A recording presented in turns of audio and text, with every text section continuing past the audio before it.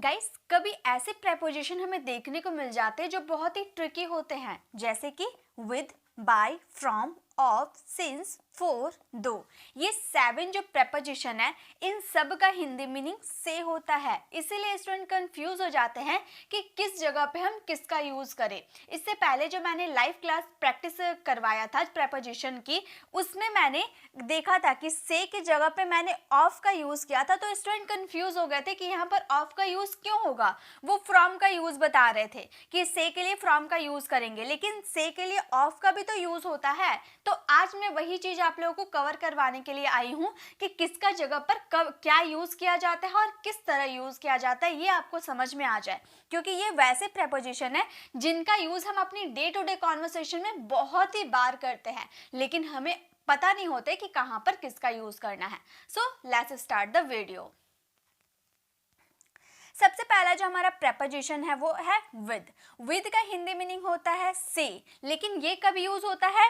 जब कोई हथियार या औजार की बात करे, यानी कि अगर इंग्लिश में इसकी बात करें तो जब हम टूल्स की बात करते हैं, जैसे टूल्स में क्या हो गया, पेन भी एक तरह से हथियार औजार के कैटेगरीज में आ गया। ओके, चाकू हो गया या फिर कुल्हाड़ी हो गया, ये सब क्या है, हमारा हथियार है, औजार है, टूल्स है। तो इन जगह पे हम विद का यूज करेंगे।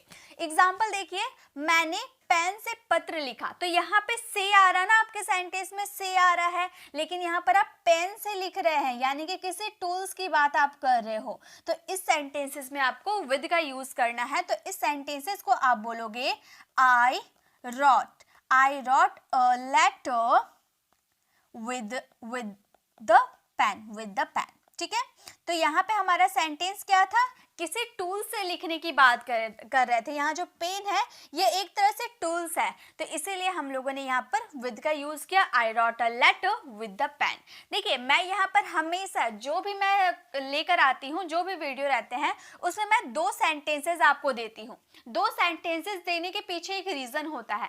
पहला सेंटेंस तो मैं आपको ट्रांसलेट करके बता दूंगी कि उसका यूज कैसे करना है, और सेकेंड सेंटेंस आप लोगों के लिए रहता है कि आप उसकी प्रैक्टिस कर पाए, आप खुद से बनाकर प्रैक्टिस कर पाए। तो बताइए, तो इसकी क्या होगी, मैं सब्जी चाकू से काटता हूं, तो चाकू जो यहाँ पर सब्जी काट रही है ये लेडी, तो ये चाकू क्या है, ये हमारा टूल्स है ना, ये जो चाकू है ये भी हमारा टूल्स है। तो यहाँ पे हम विद का यूज करेंगे। तो बनाइए, तो इस सेंटेंसेस को कैसे बनाएंगे, मैं सब्जी चाकू से काटती हूँ। इस सेंटेंसेस को इंग्लिश में कैसे बनाएंगे, हर किसी को बनाने हैं ये, क्योंकि प्रीपोजिशन बहुत ही ज़्यादा इंपॉर्टेंस है हमारी इंग्लिश कॉन्वर्सेशन के लिए। आप रिटन इंग्लिश की बात करो या स्पोकन इंग्लिश की बात करो, प्रीपोजिशन से आप पीछा छुड़वा ही नहीं सकते, और हर एक प्रीपोजिशन आपको बहुत ही हेल्प करेगा इंग्लिश बोलने में। तो विद का बताइए, इसका कैसे यूज करेंगे, तो हम बोलेंगे आई चॉप। अब यहाँ पर चॉप का यूज क्यों किए, हम तो काटने के लिए कट का यूज कर सकते हैं, काटने के लिए हम बाइट का भी यूज कर सकते हैं, और काटने के लिए हम चॉप का भी यूज करते हैं। लेकिन करेक्ट कौन सा होगा, तो देखिए, जब आप चाकू से, जब आप सब्जी काटने की बात करते हो, ठीक है, सब्जी में कुछ भी सब्जी हो गया, अब उसको काटने की बात करोगे तो वहां आप चॉप का ही यूज कीजिएगा। अगर आप किसी भारी औजार से काट रहे हो, जैसे कुल्हाड़ी से आपने पेड़ काटा, तो वो भारी औजार हो गया ना, तो वहां पे आप यूज कीजिएगा कट का। और दांतों से अगर कुछ काट रहे हैं तो वहां यूज कीजिएगा बाइट का। ठीक है, तो ये आपको याद रखने होंगे। तो हम बोलेंगे आई चॉप वेजिटेबल्स, सब्जी काट रहे हैं ना, यानी कि vegetables with knife, with knife. मैं सब्जी चाकू, सॉरी नाइफ मैंने यहाँ पर नो मैं लिख रही हूँ, नाइफ होगा। तो यह हमारा सेंटेंस हो गया, I chop vegetables with knife, मैं सब्जी चाकू से काटती हूँ। तो ये आपको क्लियर हो गए। चलिए नेक्स्ट यूजेस देखते हैं से के। तो अब यूज करेंगे बाय के सेंस में। हम से का यूज कब करेंगे, जब हम यात्रा की बात करेंगे, जब हम किसी व्हीकल की बात करेंगे, तो वहां पे हम यूज करेंगे बाय का। ओके, ये तो मैंने बहुत बार आपको क्लियर करवाया है, फिर भी मैं आपको बता देती हूँ। जैसे एग्जांपल है हमारा, मैं कोलकाता ट्रेन से गई। ट्रेन क्या है हमारा, एक यात्रा करने का साधन है, वाहन है, व्हीकल है। ठीक है, तो यहाँ पे हम बाय का यूज करेंगे। हमारा सेंटेंस में से आ रहा ना, लेकिन ये हमारा यात्रा करने का, यानी कि ट्रैवल करने का साधन है ट्रेन, इसीलिए यहाँ पर बाय का यूज करेंगे। तो हमारा सेंटेंस हो जाएगा, I went to Kolkata, I went to Kolkata by train. मैं ट्रेन से कोलकाता गई। I went to Kolkata by train. Okay, next है मैं कार से ऑफिस जाता हूँ। तो यहाँ भी से आ रहा, और कार आपका एक व्हीकल है, यात्रा करने का साधन है। तो बताइए तो क्या होगा? मैं कार से ऑफिस जाता हूँ, इसकी इंग्लिश क्या बनेगी बताइए तो इसके इंग्लिश फटाफट आपको बताने हैं, ठीक है। तो हम इसकी इंग्लिश बोलेंगे I go to office. I go to office by car. देखिए यहाँ पर आपको मैं सेकंड सेंटेंस जो बोल रही हूँ ना, आपको ही बनाने हैं। देखिए अगर आप ये वीडियो को क्लिक किए हो देखने के लिए, कुछ सीखने के लिए, तो आपको बनाते हुए चलना है ताकि आप कुछ सीख सको। अब वीडियो को क्लिक किए हैं, सिर्फ देखे जा रहे हैं, इससे आप कुछ सीख तो नहीं पाओगे। तो सीखना है तो आपको प्रैक्टिस करना होगा, मेरे साथ बनाते हुए चलना होगा। देखिए 100% आपको ये कॉन्सेप्ट क्लियर हो जाएगा इस वीडियो को देखने के बाद। ओके, चलिए आगे देखते हैं। अब हम बात करेंगे ऑफ का, ओ डबल एफ। देखिए ऑफ भी दो तरह का होता है, एक ओ एफ होता है और एक ओ डबल एफ होता है। तो ओ एफ का यूज होता है जब का के की वाला सेंटेंस बोलते हैं ना। तो जैसे टाई का प्राइस, तो वहां पर हम का यूज करते हैं ना, तो उसके लिए हम ऑफ का यूज कर सकते हैं।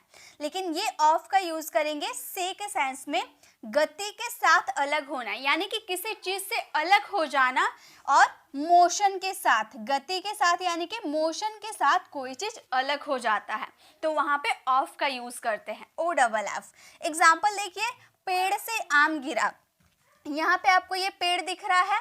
देखिए यहाँ जो मैं बड़ा करके आपको दिखाती हूँ, यहाँ जो आपको ये पेड़ दिख रहा ना, ये पेड़ अलग से है। मैंने जो यहाँ पर मैंगो लगाया है, ये सारा मैंने अलग अलग करके लगाया है। सारे अलग अलग मैंगो है, पहले से ये पेड़ में नहीं लगे हुए थे, मैंने अलग अलग इसे लगाया। यहाँ भी मैंगो है, यहाँ है, यहाँ है, ये सब मैंने अलग अलग आप लोगों को समझाने के लिए लगाया है, ताकि आपको ये समझ में आ जाए कि ये पेड़ से जो आम है ना, ये गिर रहा है नीचे। तो ये मैंने इतनी मेहनत जो की है, ये मैंने आप लोगों के लिए की है कि आप लोगों को ये ड्राइंग के थ्रू ये समझ में आ जाए कि ये वाला कैसे इसको समझना है। देखिए एग्जाम्पल, पेड़ से आम गिरा। तो यहाँ जो आपको आम दिख रहा ना, ये पेड़ पे पहले यहाँ पर रखा, यहाँ पर टंगा हुआ होगा, फिर यहाँ से धीरे धीरे अलग हुआ, तो ये टूट के अलग हो रहा, तो मोशन के साथ अलग हो रहा ना। अलग तो हो रहा, पेड़ से ये आम अलग हो रहा, लेकिन मोशन हो रहा, गति हो रहा इसमें, इसीलिए यहाँ पर ओ डबल एफ का यूज करेंगे, ठीक है। आई होप आपको समझ में आ गए। तो यहाँ पर मोशन हो रहा है, इसीलिए ऑफ का यूज करेंगे। पेड़ से आम गिरा, तो हम इस सेंटेंसेस को बोलेंगे द मैंगो, बोलेंगे the mango fell off, fell off, ठीक है। गिरना यानी कि फॉल, फॉल का सेकेंड फॉर्म फेल होता है, ओके। Of the tree. तो इस तरह से इसके सेंटेंसेस को बनाया जाता है। अब आपको समझ में आ गया होगा ओ डबल एफ का यूज कब किया जाता है, जब कोई चीज मोशन के साथ अलग हो जाती है। नेक्स्ट है वो स्कूल से गया। तो देखिए पहले वो स्कूल के अंदर था, अब स्कूल को छोड़ रहा है, और मोशन के साथ चल के स्कूल को छोड़ रहा ना, तो मोशन हो रहा। पहले ये स्कूल का अंदर था, अब यहाँ से चलते चलते आया, अब स्कूल से ये अलग हो रहा, लेकिन मोशन हो रहा है। तो बताइए तो इस सेंटेंसेस को कैसे बनाएंगे? वह स्कूल से गया, इस सेंटेंसेस को कैसे बनाएंगे? बहुत ही इजी है, हर स्टूडेंट को समझ में आ जाएगा अगर मेरी बातों को आप ध्यान से सुनते हो। और वीडियो को अगर समझ में आ गया ना, आपको ये सारे प्रपोजिशन समझ में आ गया, तो वीडियो के एंड में आप कमेंट करके जरूर जाना कि मैम आपकी पढ़ाया हुआ तरीका हमें समझ आ गया। बिल्कुल कमेंट करके जाइएगा। तो देखिए इस सेंटेंसेस को बोलेंगे he went of the school, he went of the school. तो ये आपको समझ में आ गया ना, कोई चीज मोशन के साथ अलग हो जाती है तो वहां पर ऑफ का यूज करेंगे, he went of the school. Okay, चलिए नेक्स्ट देखते हैं। सो हमारा नेक्स्ट है सिंस। सिंस का यूज करते हैं से जब हम पॉइंट ऑफ टाइम की बात करते हैं, और इसका यूज हम कब करते हैं? जब हम परफेक्ट कॉन्टिन्यूस की बात करते हैं, राइट। परफेक्ट कॉन्टिन्यूस की बात करते हैं तो इसका यूज बहुत ही ज्यादा होता है, बहुत ही ज्यादा क्या होता ही है, ठीक है। जब पॉइंट ऑफ टाइम यानी कि फिक्स टाइम, मैंने बोला कि मैं आपको सुबह मिलूंगी, तो सुबह मैंने बता दिया ना कि मैं फिक्स टाइम पे सुबह ही मिलूंगी। मैंने बोल दिया कि मैं आपसे 2 बजे मिलूंगी, तो 2 बजे ही मिलूंगी। मैंने आपको एक पॉइंट ऑफ टाइम, एक फिक्स्ड टाइम मैंने बता दिया, तो वहां पर सिंस का यूज करेंगे। जैसे मैं सुबह से खेल रहा हूं, अब इससे मैंने पूछा कि तुम क्या कर रहे थे, तो ये बोला मैं सुबह से खेल रहा हूं, तो उसने मुझे बता दिया कब से खेल रहा है, सुबह से खेल रहा है, एक पॉइंट बता दिया, एक एग्जैक्ट टाइम बता दिया, ठीक है। तो इस सेंटेंसेस को बोलेंगे आई हैव बीन, एकदम हमारा प्रेजेंट परफेक्ट कॉन्टिन्यूअस को फॉलो करेंगे। I have been playing, I have been playing since morning, मैं सुबह से खेल रहा हूँ। I have playing since morning. Okay, तो इस तरह से इसके सेंटेंसेस को बनाएंगे। या फिर मैं सुबह से क्रिकेट खेल रहा हूँ, I have been playing cricket since morning. Okay, cricket की बात करोगे तो आपको यहाँ पे क्रिकेट का यूज करना होगा वर्ब के फोर्थ फॉर्म के बाद। ओके, वे लोग बचपन से अंग्रेजी बोल रहे हैं, तो बताइए तो इसकी इंग्लिश क्या बनेगी? वे लोग बचपन से अंग्रेजी बोल रहे हैं, इसकी इंग्लिश क्या बनेगी? जल्दी आपको बनाने हैं, सभी को बनाने हैं, तभी आपकी प्रैक्टिस हो पाएगी। तो इस सेंटेंसेस को हम बोलेंगे they have been, they have been speaking. Speak बोला यानी कि स्पीक होता है, स्पीक का फोर्थ फॉर्म स्पीकिंग होता है। स्पीकिंग इंग्लिश, इंग्लिश कब से? बचपन से, यानी कि सिंस चाइल्डहुड, बचपन को हम चाइल्डहुड बोलते हैं। ओके, तो हमारा सेंटेंस हो गया they have been speaking English since childhood. आप अपने आंसर मैच कर लीजिए, क्या आपका सही है? सही है तो यस लिखिए, क्या आपका सेंटेंस सही है? ठीक है, चलिए आगे बढ़ते हैं। अब है हमारा फ्रॉम। अब हम फ्रॉम का यूज करेंगे से के सेंस में, ये तो हम बहुत ही ज्यादा यूज करते हैं ना, और ये दो कंडीशन में यूज होता है। ठीक है, जब कोई चीज किसी चीज से अलग होती है, अलग होती है, या फिर हम किसी चीज, हम डिजीज की बात करेंगे यानी कि कोई बीमारी की बात करेंगे तो फ्रॉम का यूज करेंगे। अब अलग होती है, मैम आपने ऑफ में बताया तो कि अलग होती है, बिल्कुल ऑफ या फ्रॉम किसी का भी आप यूज कर सकते हो। ठीक है, ये आप याद रखिएगा। किसी चीज से अलग होना में उसमें दो प्रेपोजिशन का यूज होता है, ओ डबल एफ या फिर फ्रॉम। तो वहां पे मैंने जो प्रैक्टिस क्लास करवाया था, उसमें मैंने ओ डबल एफ का यूज किया था, तो आप लोग कंफ्यूज हो गए थे ना। अब आपको याद आया कि मैंने क्यों करवाया था? क्योंकि गति के साथ अगर कोई चीज अलग होती है तो फ्रॉम के साथ साथ ऑफ का भी यूज हम कर सकते हैं। ओके, तो फ्रॉम का यूज होता ही है, ऑफ का भी यूज होता ही है। ओके, तो अब जब भी आप न्यूज़पेपर या कोई बुक रीडिंग करते हो तो कंफ्यूज मत होइएगा। या फिर फ्रॉम का यूज करेंगे डिजीज के साथ, बीमारी के साथ।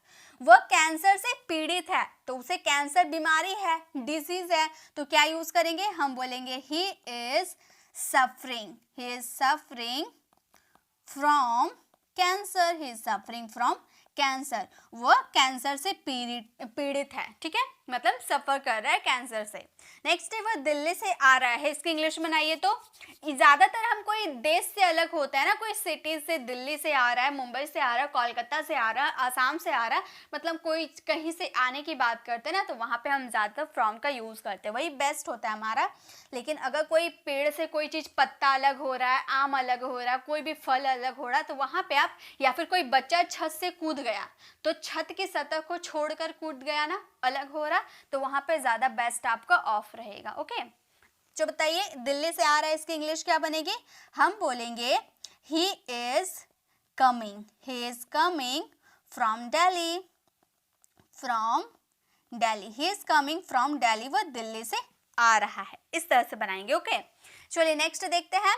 अब नेक्स्ट है हमारा फोर यानी कि से। फोर का यूज भी करते हैं से के लिए, ड्यूरेशन ऑफ टाइम, और ये भी यूज होता है हमारा परफेक्ट कॉन्टिन्यूअस। तीनों जो हमारे होता है ना, प्रेजेंट, पास्ट और फ्यूचर, तीनों के परफेक्ट कॉन्टिन्यूअस में हमारा फोर का यूज किया जाता है, याद रहेगा। ठीक है, जैसे ड्यूरेशन ऑफ टाइम। अब मैंने आपसे पूछा कि आप कब से खेल रहे हो, तो आप बोलोगे मैं 2 घंटे से खेल रहा हूं।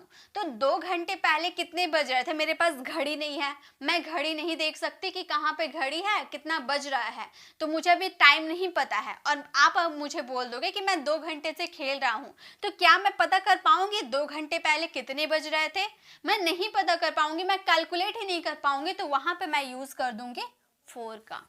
ओके, जब मैं कुछ कैलकुलेट नहीं कर पाऊंगी कि कितने बजे से मैं खेल रही हूँ या कितना नहीं, तो वहां पे हम डायरेक्टली 4 का यूज कर देंगे, जब हमें कैलकुलेशन नहीं पता होगी। ओके, इस तरह से आप समझ सकते हो। हम लोग 5 सालों से ये किताब लिख रहे हैं, तो 5 साल पहले कौन सा ईयर चल रहा था ये हमें नहीं पता है। अचानक किसी ने पूछ दिया, हड़बड़ी में मुझे याद ही नहीं आ रहा कि कौन सा ईयर से मैं लिख रही हूँ किताब, इसीलिए मैंने हड़बड़ी में 4 लगा दिया, तो हमारा सेंटेंस करेक्ट हो गया।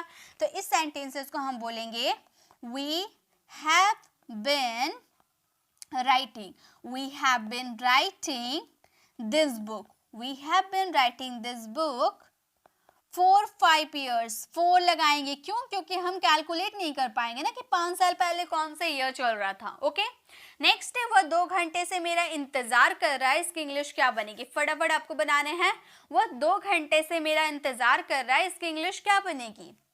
जल्दी से बताइए. वह 2 घंटे से मेरा इंतजार कर रहा है. इसकी इंग्लिश क्या बनाएंगे?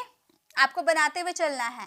हम बोलेंगे, ये भी हमारा कॉन्टिन्यूअस टेंस है ना, परफेक्ट कॉन्टिन्यूअस टेंस है.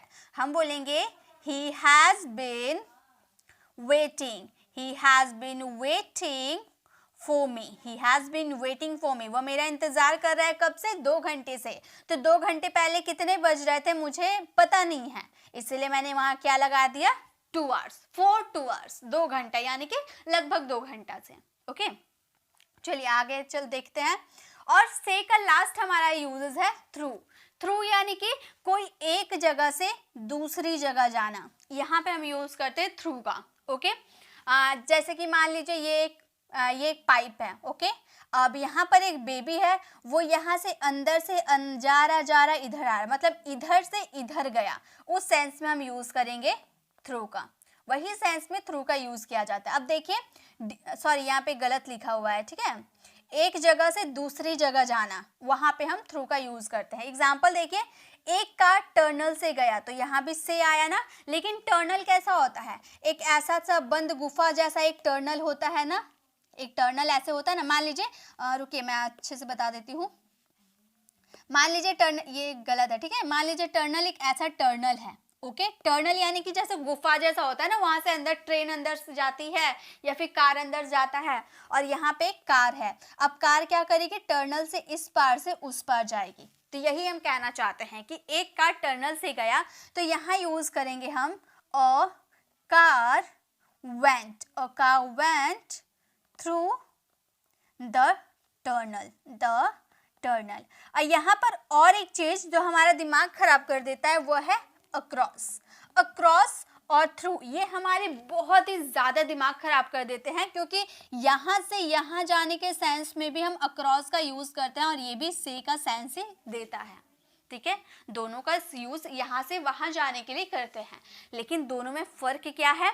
तो देखिए, जब एक मान लीजिए ये आपका एक पूल है. ठीक है, ये पूल है.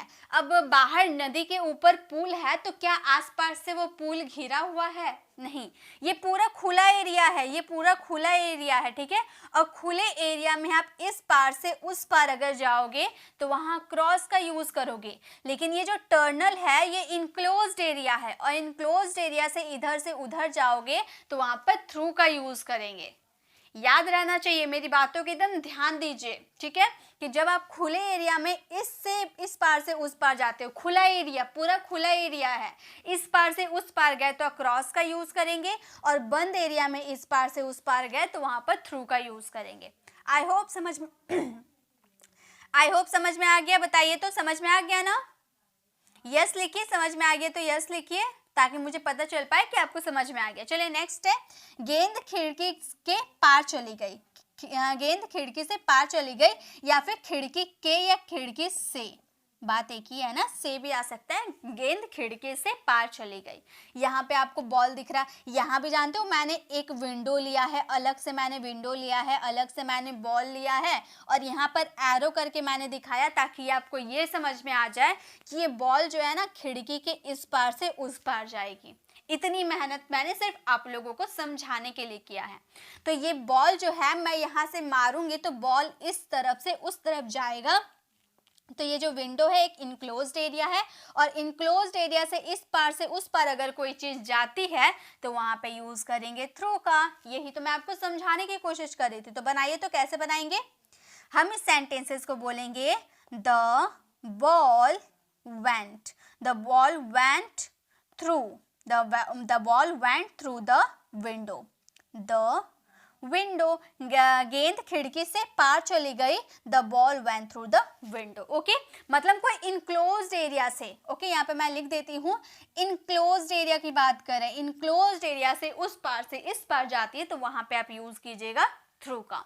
तो आज मैं कुछ ज़्यादा आप लोगों के लिए प्रीपोजिशन लेकर आई हूँ और बिलीव में आपको सारे प्रीपोजिशन अभी के अभी समझ में आ जाएंगे और मैं उसकी प्रैक्टिस भी अभी के अभी आपको करवा दूंगी ताकि बाद में आपको कोई कंफ्यूजन नहीं रहेगी। ऊपर, ऊपर से रिलेटेड हमारे पास 4 प्रीपोजिशन है। क्या क्या है? On, a verb, over, up. ये 4 प्रीपोजिशन का हिंदी मीनिंग होता है ऊपर। लेकिन कब कब यूज़ किया जाता है? चारों का सेंस अगर मैं बोल दूँ आपको कि किताब टेबल के ऊपर है, तो ये तो आप सभी को पता है कि इसमें ऑन का यूज़ किया जाता है। लेकिन ऊपर के सेंस में तो अवर्ब का, ओवर का और अप का भी तो यूज़ किया जाता है। तो जब किताब टेबल के ऊपर है उसके लिए ऑन का यूज़ किया जाता है, तो इन सब का यूज़ कहाँ किया जाता है ये भी तो समझना पड़ेगा ना। तो चलिए वीडियो को स्टार्ट करते हैं और इसमें कन्फ्यूज़न को दूर करते हैं। सबसे पहले हमारा प्रीपोजिशन है ऑन। ऑन का मतलब होता है ऊपर और पर। जैसे कि टेबल के ऊपर किताब है या फिर टेबल पर किताब है, तो ऊपर बोलो या पर बोलो, दोनों के लिए आपको ऑन का यूज़ करना। काफ़ी यूज़फुल है, हर टाइम इसका यूज़ किया जाता है, बिलीव में बहुत ही ज़्यादा यूज़ किया जाता है और इसे समझना भी काफ़ी ईजी है। देखिए कैसे है, किताब टेबल पर है, तो यहाँ पर तो मैंने पर लिख दिया, लेकिन ये सेंटेंस ऐसे भी तो हो सकता है, किताब टेबल के ऊपर है ना। इस तरह से भी तो सेंटेंस हो सकता है कि किताब टेबल के ऊपर है। लेकिन अगर आपको ये पता नहीं रहेगा कि ऑन का यूज़ कहाँ करना है, तो आप तो यहाँ पर अवर्ब का भी यूज़ कर सकते हैं, ओवर का भी यूज़ कर सकते हैं या अप का भी यूज़ कर सकते हैं। तो देखिए ऑन का यूज़ हम वहाँ करेंगे जहाँ पर ऊपर का सेंस तो आएगा लेकिन टच करेगा। जो 2 थिंग्स आपके रहेंगे, चाहे वो टेबल और बुक हो, चाहे वो बेड और फ़ोन हो, सभी एक दूसरे को टच करेंगे। ऊपर तो रहेंगे लेकिन एक दूसरे से टच करेंगे, तो वहां पर यूज करेंगे हम ऑन। ठीक है, सरफेस को टच होना चाहिए।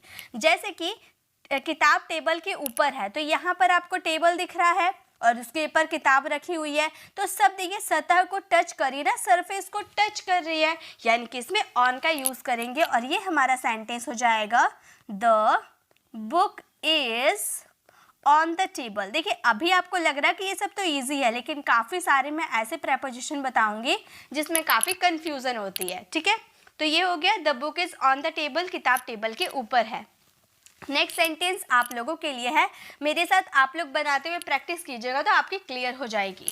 फ़ोन बिस्तर पर रखा हुआ है या फिर फ़ोन बिस्तर के ऊपर रखा हुआ है, तो ये फ़ोन बिस्तर को टच कर रहा है ना, टच करा, सरफेस को टच कर रहा, तो यहाँ पर क्या यूज़ करेंगे? ऑन का यूज़ करेंगे। बनाइए, कैसे बनाएंगे?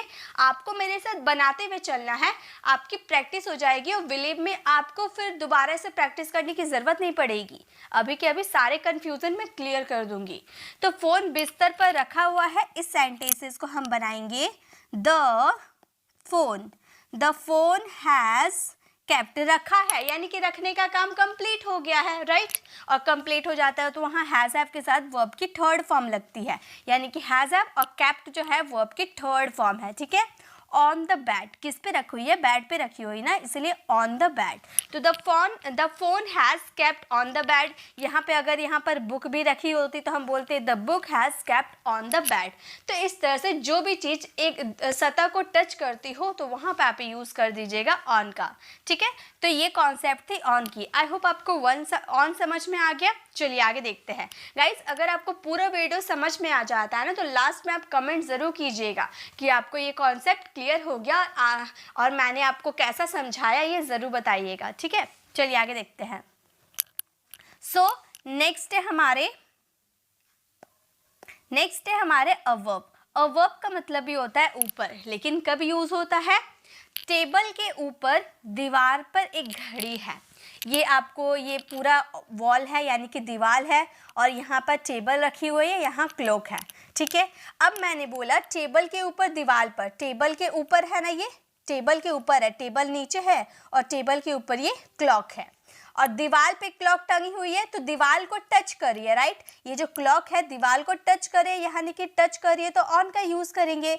लेकिन ये ऊपर है, टेबल के ऊपर है, क्या ठीक ऊपर है?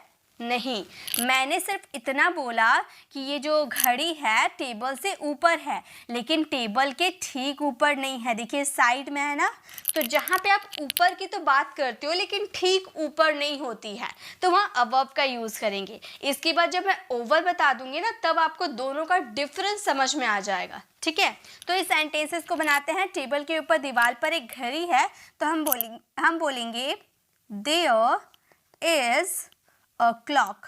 There is a clock on the wall. On the wall का यूज क्यों करेंगे? क्योंकि वॉल पे जो क्लॉक है वो टच कर रही है। ठीक है, above the table, above the table. तो ये चीज़ तो सेम, ये चीज़ तो बस ये समझना है कि ये जो टेबल है ना, ये जो घड़ी है टेबल से ठीक ऊपर नहीं है, ऊपर है लेकिन पूरे ठीक ऊपर नहीं है। ठीक है, साइड में है, इसीलिए यहाँ पर अबव का यूज़ किए। ठीक है, पेड़ के ऊपर एक हेलीकॉप्टर है। यहाँ पर आपको पेड़ दिख रहा है, पेड़ के क्या ठीक ऊपर है? नहीं, ये तो साइड में है। अगर यहाँ से भी देखने जाए तो ये साइड में है ना, हेलीकॉप्टर साइड में है, पेड़ के ठीक ऊपर नहीं है। तो जब कोई चीज़ ठीक ऊपर नहीं रहती है तो वहाँ अबव का यूज़ करते हैं। ऊपर है लेकिन ठीक ऊपर नहीं है। ओके, तो चलिए सेंटेंसेस को बनाइए। जब मैं ओवर क्लियर कर दूंगी तो ये 100% क्लियर हो जाएगी। ठीक है, तो चलिए पहले इसको बना लीजिए आप। क्या बोलेंगे हम इसको? पेड़ के ऊपर एक हेलीकॉप्टर है, हम बोलेंगे there is a helicopter, there is a helicopter above the tree, above the tree। ठीक है, तो हमारा सेंटेंस फ्रेम हो गया, there is a helicopter above the tree। पेड़ के ऊपर एक हेलीकॉप्टर है, ऊपर तो है लेकिन ठीक ऊपर नहीं है। ठीक है, तो ये थोड़ी कंफ्यूजन है ना। चलिए ओवर क्लियर करती हूँ, ये भी क्लियर हो जाएंगे। क्योंकि कई बार ऐसा होता है ना, कुछ प्रेपोजिशन डिफरेंस के साथ समझ में आता है, ऐसे नहीं समझ में आते हैं, लेकिन जब उसके डिफरेंस को समझ लेते हैं तो वो भी समझ में आ जाते हैं। तो नेक्स्ट है हमारे ओवर। ओवर का मतलब होता है ऊपर। ओवर का मतलब क्या होता है? ऊपर, मतलब कोई चीज़ ऊपर है। टेबल के ऊपर दीवार पर एक घड़ी है, फिर से वही सेंटेंस, लेकिन देखिए पिक्चर अलग है ना। यहाँ पे देखिए एडवर्ब में देखिए आपका क्लॉक यहाँ पे था, लेकिन ओवर में देखिए, ओवर में आपका क्लॉक टेबल के ठीक ऊपर है। तो जब ऊपर कोई चीज़ रहेगी लेकिन ठीक ऊपर नहीं रहेगी, मतलब यहाँ जो आप यहाँ पहले जो हम अबव में देख रहे थे यहाँ पर क्लॉक था ना, तो क्या घड़ी टेबल के ठीक ऊपर था? नहीं, लेकिन अभी जो हम ओवर में देख रहे हैं ये टेबल के ठीक ऊपर है। तो कोई चीज़ ठीक ऊपर रहती है तो वहाँ आप यूज़ कीजिएगा ओवर का, लेकिन कोई चीज़ ऊपर तो है लेकिन ठीक ऊपर नहीं है तो वहाँ पर यूज़ करेंगे अबव का। ठीक है, अब देखिए सेंटेंस बनाइए, इसमें दोनों सेंटेंस सेम बनेगा। जहाँ अबव का यूज़ किए वहाँ ओवर का यूज़ करेंगे, क्योंकि ठीक ऊपर रहने की बात किए थे। तो हमारा सेंटेंस क्या बन जाएगा? बनाइए आप भी, आपको समझ तो आ गया। चलिए बनाइए आप भी। हम बोलेंगे देयर इज़ अ क्लॉक, और ये भी दीवार से चिपकी हुई है, यानी कि ऑन का यूज़ करेंगे। On the wall, on the wall, over the table, over the table. तो यही आपको समझ में आ गया। There is a clock on the wall over the table। Next है पेड़ के ऊपर एक हेलीकॉप्टर है। यहाँ जो पेड़ है देखिए ठीक ऊपर हेलीकॉप्टर है ना, ठीक ऊपर है। पहले जो पिक्चर देखे थे हम लोग, देखिए ठीक ऊपर नहीं थी, साइड में थी, लेकिन अब जो हम पिक्चर देख रहे हैं वो पेड़ के ठीक ऊपर है, यानी कि ओवर का यूज़ करेंगे। तो बताइए सेंटेंसेस कैसे बनाएंगे हम इस सेंटेंसेस को बनाएंगे। आप बनाना स्टार्ट कर दीजिए। हम इस सेंटेंस को बोलेंगे there is a helicopter, there is a helicopter over the tree, over the tree. तो हमारा सेंटेंस फ्रेम हो गया, there is a helicopter over the tree. पेड़ के ऊपर एक हेलीकॉप्टर है। ठीक है, तो जब अब अबव और ओवर आई थिंक आपको क्लियर हो गया। यस बोल दीजिए, ताकि मैं कमेंट क्रिएट करूंगी तो मुझे पता चल पाएगा कि आपको ओवर और अबव समझ में आ गए हैं। तो अगर आपको समझ में आ गए तो यस आप लिख दीजिए, मैं देख लूँगी कमेंट। ओवर और अबव आपको समझ में आ गया। चलिए अब ऊपर के सेंस में और एक वर्ड था हमारा अप। अप का यूज़ कहाँ करते वो भी देख लेते हैं। तो देखिए अप का यूज़ करने कहाँ पर किया जाता है। अप का यूज तो हम ऊपर के सेंस में करते हैं, लेकिन जब हम कोई प्राइस के ऊपर की बात करते हैं या फिर मतलब कोई चीज़ ऊपर जा रहा, मतलब कोई लेवल में ऊपर जा रहा है या फिर प्राइस में कोई चीज़ ऊपर जा रहा है, तो उसके लिए हम सिंपल अप का यूज़ कर देंगे। ठीक है, मतलब कोई चीज़ ऊपर, गुब्बारा ऊपर जा रहा है ना, तो वहाँ पे अप का यूज़ कर दीजिए। आप सीढ़ी से ऊपर जा रहे हैं, वहाँ पे अप का यूज़ कर दीजिए। प्राइस ऊपर जा रहा तो वहाँ पे अप का यूज़ कर दीजिए। ठीक है, तो ये बस सिंपल सा है। तो पैरासूट ऊपर जा रहा है, यहाँ पर पैरासूट आपको दिख रहा है, ये क्या हो रहा, ऊपर जा रहा है। तो ऊपर जा रहा है, सिंपली ऊपर ऊपर जा रहा है, ना किसी से टच हो रहा है, ना किसी के ठीक ऊपर है, ना किसी के साइड ऊपर है, बस ऊपर है। तो यहाँ पे अप का यूज़ कर देंगे। हम इस सेंटेंसेस को बोलेंगे the parachute, the parachute is going up, going up. तो हमारा सेंटेंस हो गया the parachute is going up, parachute ऊपर जा रहा है। ठीक है, नेक्स्ट है कीमत ऊपर जा रही है। बताइए इसकी सेंटेंस क्या बनेगी। मतलब ये जो कपड़े वो खरीदने आई है ना, ये तो कपड़े का प्राइस ज़्यादा था, तो ये बोल रही है कि जो प्राइस है ना, कीमत है ना, ऊपर जा रही है। तो बताइए क्या होगा ऊपर जाने के लिए, प्राइस है, प्राइस सब्जी का दाम हो गया या फिर किसी चीज़ का भी कीमत हो गया, ऊपर जा रही है। तो हम इस सेंटेंसेस को बोलेंगे, हम बोलेंगे the prices are going up, the prices are going up. Prices यानी कि कीमत ऊपर जा रही है, the prices are going up. तो ये हमारे थे अप यानी कि ऊपर। अब हम लोगों ने 4 प्रेपोजिशन कर लिए ऊपर के सेंस में, ऑन, एडवर्ब, ओवर और अप। चलिए इसकी पहले प्रैक्टिस कर लेते, साथ में सेंटेंसेस ले लेते, इसकी प्रैक्टिस कर लेते ताकि ये 100% क्लियर हो पाए। चलिए, अब बारी हमारी प्रैक्टिस की। पहला सेंटेंस है नदी के ऊपर ब्रिज है। पहले आप इस सेंटेंस को बनाओ। आपको इस सेंटेंसेस में क्या लग रहा है, कौन सा प्रेपोजिशन यहाँ पर यूज होना चाहिए।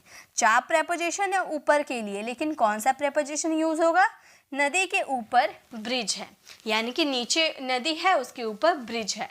बताइए क्या यूज होगा।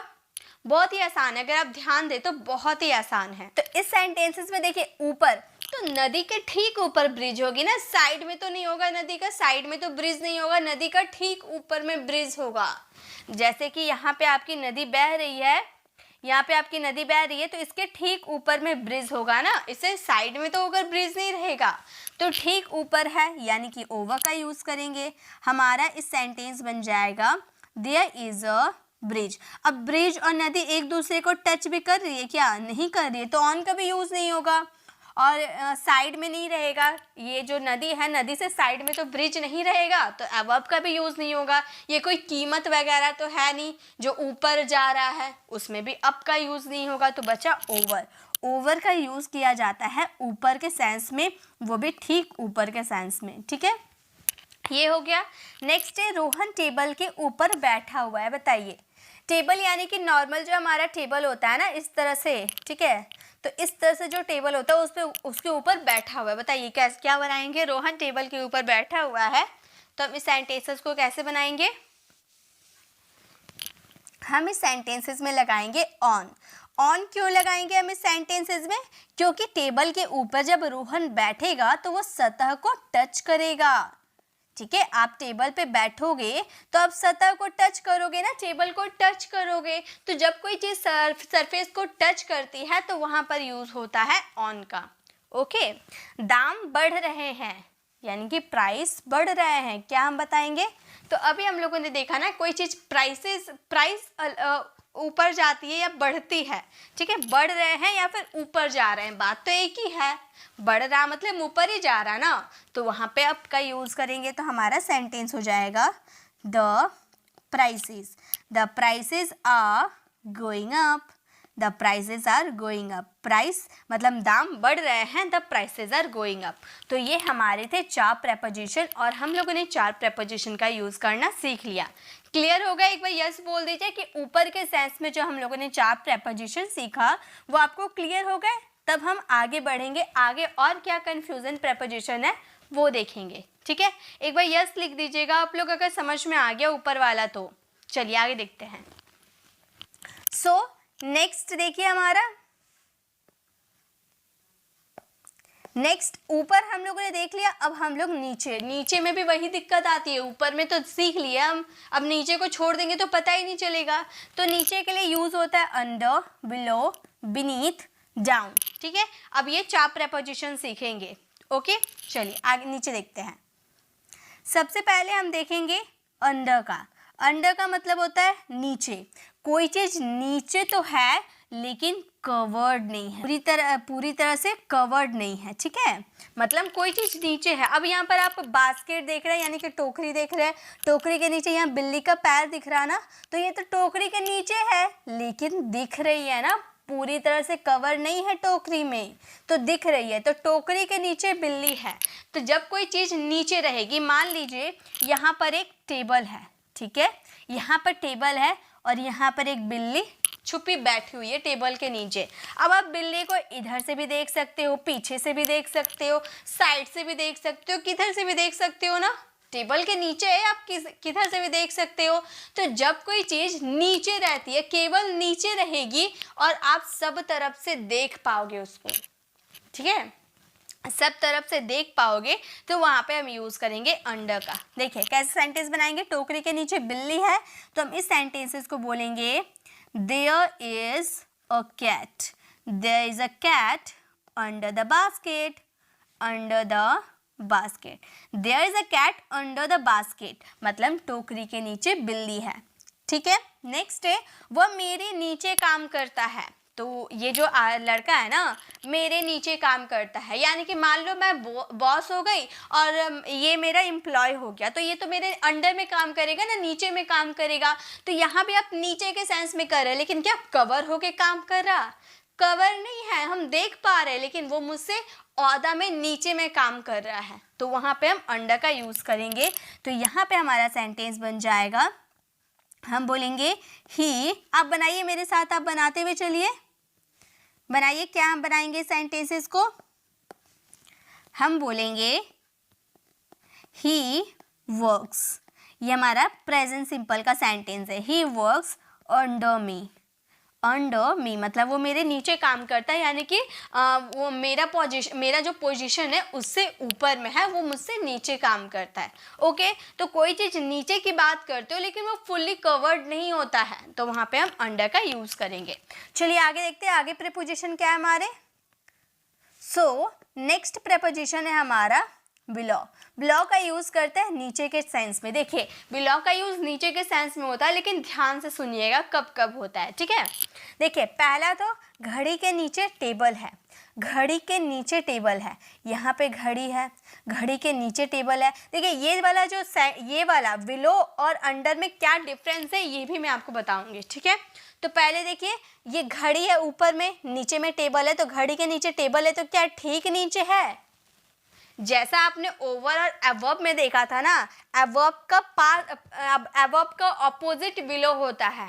ठीक है, एवर्ब का ऑपोजिट बिलो होता है, तो एवर्ब में क्या था, ठीक ऊपर नहीं था, उसी तरह से बिलो में भी ठीक नीचे नहीं है ये टेबल, नीचे तो है, नीचे तो है, घड़ी से नीचे है टेबल, लेकिन ठीक नीचे नहीं है, तो यहाँ पे यूज करेंगे बिलो का।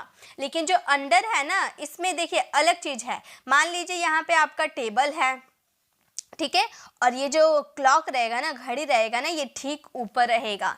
जब कोई चीज़ ठीक नीचे रहती है, ठीक है, घड़ी के नीचे ठीक नीचे ये जो है ना, घड़ी के ठीक नीचे टेबल है, तो यहाँ पे अंडर का यूज़ करेंगे। लेकिन यहाँ पे क्लॉक के ठीक नीचे टेबल नहीं है, साइड में है लेकिन नीचे है, तो वहाँ बिलो का यूज़ करेंगे। और ये हमारा सेंटेंस बन जाएगा,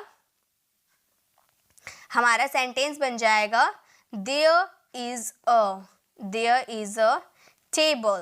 There is a table below the clock. Below the clock. तो हमारा सेंटेंस क्या फ्रेम हो गया, हमारा सेंटेंस हो गया There is a table below the clock. Next है हमारा सेंटेंस, मेरा घर आपके घर के ठीक नीचे है। अब देखिए यहाँ पर लेबल की भी बात करें। अब मान लीजिए यहाँ पर आप रहते हो, वो बड़े वाले जो घर है ना, यहाँ पर आप रहते हो और मैं ये छोटे वाले घर में रहती हूँ, तो मैं बोल रही हूँ कि मेरा घर आपके घर के नीचे है, मेरा घर आपके घर के नीचे है। तो देखिए नीचे है ना, यहाँ पे हम लेबल की बात करें, नीचे का सेंस में दो चीज़ आप ध्यान दीजिएगा बिलो में। एक तो ठीक नीचे अगर नहीं रहेगा तो वहाँ बिलो का यूज़ कर दीजिएगा, और दूसरी बात लेबल की बात कर लो या लिस्ट की बात कर लो, ये सब में अगर आप नीचे की बात करोगे ना, जैसे कि मेरा नाम आप लिस्ट में आपके नाम से नीचे है, मैंने ऐसे बोला कि मेरा नाम लिस्ट में आपके नाम से नीचे है, तो आपके नाम से नीचे है तो वहाँ भी हम यूज़ करेंगे बिलो का, नीचे के सेंस में बिलो का यूज़ करेंगे, ठीक है। लेबल की बात करेंगे, लिस्ट की बात करेंगे तब। तो मेरा घर आपके घर से नीचे है, इस सेंटेंसेस को अगर आप बनाओगे, बनाइए, तो क्या हम बोलेंगे? हम बोलेंगे माई हाउस इज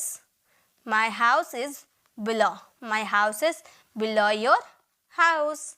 मतलब लेबल में आपके घर से मेरा घर नीचे है, ठीक है। तो लेबल की बात कर दी, इसलिए बिलो का यूज़ कर दिए। चलिए आगे देखते हैं। सो नेक्स्ट डे नीचे के सेंस में हम यूज़ करेंगे बीनीथ का, बीनीथ या अंडरनीथ। तो अंडरनीथ का यूज़ हम ज़्यादा नहीं करते हैं, लेकिन अगर बाय चांस आपको अंडरनीथ या बीनीथ में आपको कन्फ्यूज़न होगा तो आप दोनों में से किसी का भी यूज़ कर सकते हो नीचे के सेंस में। मतलब कोई चीज़ नीचे रहेगी लेकिन फुल्ली कवर्ड रहेगी, फुल्ली कवर्ड रहेगी। यहाँ पे अंडर में हम लोगों ने क्या देखा, नीचे तो रहेगी लेकिन फुल्ली कवर्ड नहीं रहेगी, लेकिन बीनीथ में पूरी तरह से कवर रहेगी, आपको दिखेगा ही नहीं।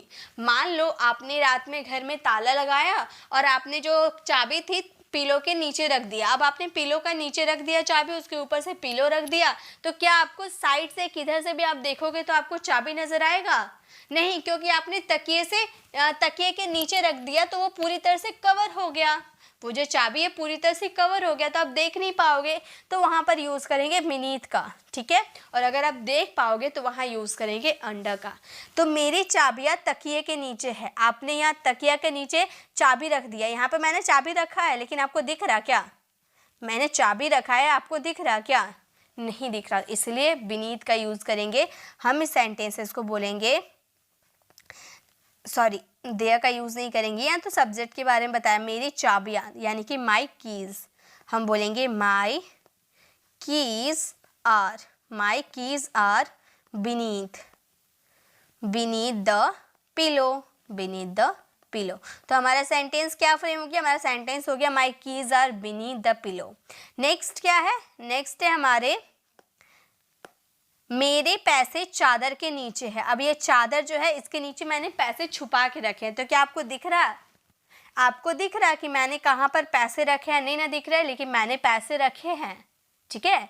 तो मैंने पैसे रखे हैं लेकिन आपको दिख नहीं रहा है, और उसमें हम यूज़ करेंगे बीनीथ का। नीचे तो रखा है लेकिन दिख नहीं रहा है, तो हमारा सेंटेंस क्या फ्रेम होगा? हमारा सेंटेंस हो जाएगा माई मनी इज़ बीनीथ। तो अब आप जब भी प्रीपोजिशन का यूज़ कीजिएगा ना, तो नीचे के सेंस में ध्यान रखिएगा, आपके पास 4 ऐसे प्रीपोजिशन है जिसका यूज़ हम नीचे के सेंस में करते हैं। तो 3 आपको समझ में आ गए ना, लेबल या लिस्ट की बात करोगे और नीचे रहने की बात करोगे तो वहाँ पर बिलो का यूज़ करेंगे। अगर नीचे रहने की बात करते हो लेकिन फुल्ली तरह से कवर्ड नहीं हो, आप देख सकते हो उसको कि नीचे है, तो वहाँ पे हम यूज़ करेंगे अंडर का। लेकिन कोई चीज़ नीचे रहेगी लेकिन फुल्ली कवर्ड रहेगी, आप देख ही नहीं पाओगे उसको, तो वहाँ पर यूज़ करेंगे बीनीथ का। ओके, चलिए और एक बच गए हमारे नीचे के सेंस में। सो नेक्स्ट है हमारे डाउन। डाउन का यूज़ करेंगे नीचे के सेंस में। यहाँ पर अप का यूज़ ऊपर के सेंस में कर रहे थे, डाउन का यूज़ करेंगे नीचे के सेंस में, ठीक है। जैसे अप का ऑपोजिट होता है डाउन। अप मतलब सीढ़ियों से ऊपर जाओ या फिर उड़ के ऊपर जाओ, कीमत ऊपर जाओ, तो वहाँ पे अप का यूज़ करेंगे। जस्ट उसके ऑपोजिट अगर कोई चीज़ नीचे आ रही, गुब्बारा नीचे आ रहा है या फिर कीमत नीचे आ रहा है, तो वहाँ पर यूज़ कर देंगे डाउन। ओके, जैसे कि पैरासूट नीचे आ रहा है, अब ये पैरासूट जो है नीचे आ रहा है, तो हम इस सेंटेंसेस को कैसे बोलेंगे? हम बोलेंगे the parachute is coming down, parachute नीचे आ रहा है, the parachute is coming down. Next है हमारे कीमत नीचे आ रही है। कीमत नीचे आ रही है यानी कि प्राइस की बात करेंगे तो भी वहाँ पर हम क्या यूज़ करेंगे? डाउन। इसका जस्ट ऑपोजिट क्या था, अप था, यानी कि ऊपर जा रहा था, और डाउन यानी कि नीचे आ रहा है। तो इस सेंटेंसेस को हम बनाएंगे the prices are coming down, the prices are coming down. कीमत नीचे आ रही है, कीमत नीचे आ रही, the prices are coming down. Okay, तो अप डाउन आपको समझ में आ गया। चलिए अब थोड़ी प्रैक्टिस कर लेते हैं। तो ये हमारे प्रैक्टिस के लिए क्वेश्चन है, मम्मी पेड़ के नीचे बैठी है।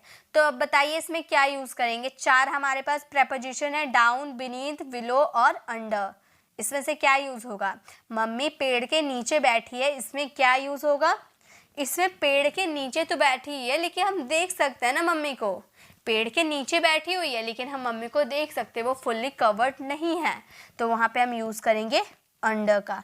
तो हम बोलेंगे मॉम इज, मदर का भी यूज कर सकते हैं। Okay, mom is sitting under the tree, under the tree. Mom is sitting under the tree, mummy पेड़ के नीचे बैठी हुई है। मेरी किताब मेरी तकिए के नीचे था। मैं जो किताब पढ़ रही, रात में मैं किताब पढ़ रही थी और मैंने जो था वो किताब को तकिए के नीचे रख दिया, उसके ऊपर से तकिया रख दिया। तो अब क्या किताब को आप देख पाओगे। मैंने उसके ऊपर से पिलो रख दिया, तो क्या आप किताब को देख पाओगे, नहीं, वो तो फुल्ली तरह से कवर्ड हो गया, यानी कि बीनीथ का यूज करेंगे। हमारा सेंटेंस हो जाएगा my book was beneath, my book was beneath my pillow, my book was beneath my pillow. मेरी किताब मेरे तकिए के नीचे था। नेक्स्ट है पानी का स्तर नीचे जा रहा है। पानी का स्तर नीचे जा रहा है, यानी कि नीचे जाने की बात करें, नॉर्मली नीचे जाने की बात करें तो वहाँ डाउन का यूज़ कर देंगे। तो ये हमारा सेंटेंस बन जाएगा water level is going down. पानी का स्तर नीचे जा रहा है, बोलेंगे the water level is going down. चलिए नीचे नेक्स्ट देखते हैं। नेक्स्ट अब प्रेपोजिशन, कंफ्यूजिंग प्रेपोजिशन है हमारे पास के बीच के लिए अभी तक हम लोगों ने सीखा है बिटवीन और अमंग, लेकिन आज मैं आपको सिखाऊंगी अमीड।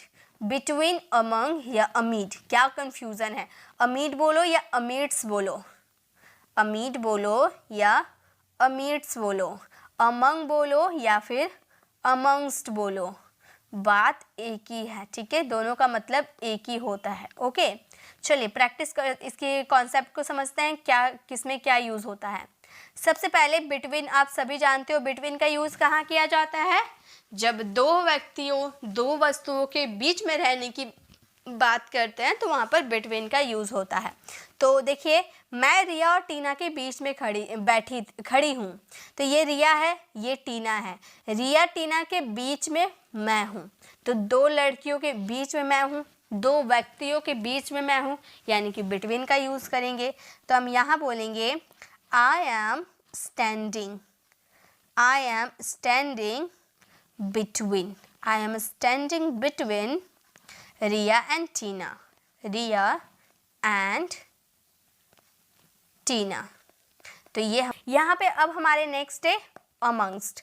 अमंग या अमंगस्ट, बात एक ही है, के बीच, यानी कि दो से अधिक व्यक्ति या वस्तु के बीच में रहने की बात करते हो तो वहाँ अमंग का यूज़ करोगे। जैसे मैं बहुत सारी लड़कियों के बीच खड़ी हूँ, इतनी सारी लड़कियाँ, दो से अधिक है ना, उसके बीच में मैं खड़ी हूँ, तो यहाँ पे हम बोलेंगे I am standing among many girls। तो जब आप दो से अधिक व्यक्ति या वस्तुओं के बीच में होंगे तो वहाँ पे आप यूज़ कीजिएगा among का। ओके, बिल्ली बहुत सारे बॉक्सेस के बीच बैठी हुई है, क्या हम लगाएंगे बताइए। तो बिल्ली बहुत सारे बॉक्सेस के बीच बैठी हुई है, यहाँ पर बिल्ली है, देखिए यहाँ पर कितने सारे, दो से अधिक, यानी कि 5 यहाँ बॉक्सेस है, तो यहाँ पर क्या हो जाएगा, दो से अधिक रहता है तो वहाँ पे अमंग का यूज़ करते हैं। तो हमारा ये सेंटेंस हो जाएगा the cat is sitting among many boxes. तो तो हमारा सेंटेंस हो गया the cat is sitting among many boxes, बिल्ली बहुत बक्सों के बीच बैठी है। तो जब दो से अधिक, दो वस्तु या व्यक्ति के बीच में रहने की बात करोगे तो बिटवीन, और दो से अधिक व्यक्ति या वस्तु के बीच में रहने की बात करोगे तो वहां पर अमंग का यूज करेंगे। अब अमीट क्या होता है, चलिए वो भी देख लेते हैं।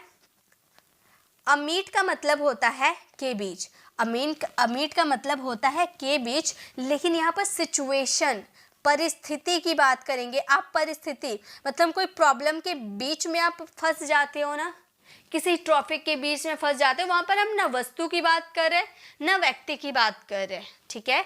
न वस्तु दो से अधिक है या चार है, पांच है, जितना भी नहीं है उससे हमें कोई मतलब नहीं है, ठीक है। यहाँ पे हम सिचुएशन की बात करें कि मैं कुछ समस्या के बीच में फंस गया था, ये सब आप कहना चाहते हो। जैसे कि मैं ट्रैफिक के बीच फंस गया था। अब ट्रैफिक के बीच कितने आदमी या क्या आप गिन पाओगे? नहीं, एक सिचुएशन आप दिखा रहे हो, एक कंडीशन आप दिखा रहे हो, अपनी परिस्थिति, अपनी स्थिति को आप दर्शा रहे हो कि मैं ट्रैफिक के बीच फंस गई थी, ठीक है। तो यहाँ पे ना मैं व्यक्ति की बात कर रही हूँ और ना मैं दो व्यक्ति की बात करी ना पांच व्यक्ति की बात करी, मैं वहां पर व्यक्ति की बात नहीं कर रही हूँ, पर्सन की बात नहीं कर रही हूँ, मैं यहाँ पर सिचुएशन, कंडीशन की बात कर रही हूँ कि मैं ट्रैफिक के बीच फंस गई थी। तो यहाँ पे हम इस सेंटेंसेस को बोलेंगे आई एम, सॉरी पास्ट है ना, तो हम यहाँ पर एम का यूज नहीं, वॉज का यूज करेंगे। आई वॉज स्टक का मतलब होता है फंस जाना, आई वॉज स्टक अमीट या फिर अमीट्स का यूज करेंगे द ट्रैफिक, ओके। तो जब कंडीशन या परिस्थिति में किसी चीज में फंस जाना यानी कि वहां पे अमीट का यूज करेंगे। देखिए मैं, नेक्स्ट हम क्वेश्चन देखते हैं, मैं बुरी स्थिति के बीच फंस गया हूँ। अब बुरी स्थिति यानी कि कोई सिचुएशन, कोई प्रॉब्लम आ गया, उसमें आप फंस गए हैं, तो क्या आप यहाँ पर अमंग और बिटवीन का यूज़ कर पाओगे? के बीच तो आ रहा है, लेकिन आपको समझ में आ रहा है यहाँ पर दो व्यक्ति है या दो से अधिक व्यक्ति है? नहीं समझ में आ रहा, तो यहाँ पे हम अमंग या फिर बिटवीन का यूज़ नहीं करेंगे, अमीट का यूज़ करेंगे क्योंकि यहाँ पर हम व्यक्ति की बात नहीं कर रहे हैं, सिचुएशन की बात कर रहे हैं, ओके। तो हम इस सेंटेंसेस को बोलेंगे आई एम स्टक। इस तरह से कोई आपको जल्दी नहीं सिखाएगा, इतनी कंपेयर करवा के, ठीक है। अब आपको आई थिंक समझ में आ गया होगा कि कहाँ पर किसका यूज़ करना है, ठीक है। तो हमारा सेंटेंस बन गया I am stuck amid bad situation, मैं बुरी स्थिति के बीच फंस गया हूँ, ठीक है। तो ये तीन थे, बिटवीन, अमंग और अमीट। चलिए इसकी प्रैक्टिस कर लेते हैं ताकि ये क्लियर हो पाए। अब देखिए प्रैक्टिस करोगे आपको क्लियर हो जाएंगे। उनकी समस्या के बीच मेरा टाइम बर्बाद हो गया, बताइए तो इसमें क्या यूज़ करें? उनकी समस्या के बीच मेरा टाइम बर्बाद हो गया, इसमें क्या? उनकी समस्या, समस्या क्या है? व्यक्ति है क्या? दो समस्या, तीन समस्या, चार समस्या, कितना समस्या आप गिन सकते हो? नहीं, यहाँ पे आप प्रॉब्लम की बात कर रहे हो, सिचुएशन, कंडीशन की बात कर रहे हो, तो यहाँ पे हम अमीट का यूज़ करेंगे। हम सेंटेंस को बनाएंगे my time was wasted, my time was wasted, मेरा समय बर्बाद हो गया। Amid their problems, amid their problems, उनकी समस्याओं के बीच, ओके। तो हमारा सेंटेंस हो गया उनकी समस्याओं के बीच मेरा टाइम बर्बाद हो गया, my time was wasted amid their problems. Next है वो दो फुटबॉलर के बीच खड़ा था, दो फुटबॉलर के बीच खड़ा था, क्या हम यूज़ करेंगे बताइए? दो फुटबॉलर के बीच खड़ा था, इसको क्या हम बनाएंगे? हम इस सेंटेंसेस, दो की बात कर रहे हो ना, तो हम इस सेंटेंसेस को बोलेंगे he was standing, he was standing between two footballers, okay. तो ये आपको समझ में आ गया, हमारा सेंटेंस हो गया he was standing between two footballers, वो दो फुटबॉलर्स के बीच खड़ा था, यानी कि दो अगर व्यक्ति के बीच में खड़ा था इसलिए बिटवीन, अगर दो से अधिक रहता तो वहाँ पर अमंग। नेक्स्ट है पानी का स्तर नीचे जा रहा है, ये तो पहले वाले सेंटेंस है, इसे हम नहीं फ्रेम करते, ठीक है। ये तो हमें समझ में आ गया क्या यूज़ होगा, आप सेंटेंस को फ्रेम करके बता दीजिए अगर आपको समझ में आ गया इसमें क्या यूज़ होगा तो, ठीक है। आप इसका फ्रेम करके बता दिए, वैसे तो ये वाला सेंटेंस हम पहले भी कर चुके हैं, ओके, तो ये हमारे 3 ऐसे प्रेपोजिशन थे, ऊपर, नीचे और के बीच। अब हम लोगों ने सीख लिया, ऊपर भी सीख लिया, नीचे भी सीख लिया और बीच वाला भी सीख लिया। आई थिंक आपको क्लियर हो गए। अब कमेंट में आप ज़रूर कमेंट कीजिएगा अगर आपको सब समझ में आ गए हैं और मेरे सिखाने का तरीका आपको पसंद आया तो अच्छा कमेंट करके ज़रूर जाइएगा, ताकि जो स्टूडेंट पढ़े ना उन्हें भी लगे कि इस वीडियो में कोई खास बात है, तभी तो इतना अच्छा कमेंट आया है। और ऐसी और भी प्रेपोजिशन चाहते हो जिस प्रेपोजिशन में आपको कन्फ्यूज़न होती है, आप मुझे कमेंट में बता सकते हैं, मैं उस पर बेस्ट वीडियो ज़रूर लेकर आऊँगी। तो अगर आपको वीडियो अच्छी लगी तो लाइक कीजिएगा, अपने फ्रेंड और फैमिली को ज़रूर शेयर कीजिएगा, ताकि सभी कोई कुछ नया सीख पाए और अच्छे तरीके से सीख पाए। गाइस, अगर इससे पहले वाले जो प्रेपोजिशन वाली क्लास मैं करवाई थी, अगर वो आपने नहीं देखा है तो उसे ज़रूर विजिट कर लीजिएगा, लेफ्ट साइड क्लिक कर मिलते। अगर आप हमारे चैनल पर नए हैं और मेरे पढ़ाने का तरीका आपको पसंद आया तो सब्सक्राइब कर आने वाले बेल आइकन को प्रेस करें, देन ऑल नोटिफिकेशन ज़रूर क्लिक करें, ताकि जब भी मैं वीडियो लाऊँ आप तक अपडेट मिलती रहे। मिलते नेक्स्ट ऐसे इन्फॉर्मेटिव वीडियोज़ के साथ, तब तक के लिए कीप लर्निंग।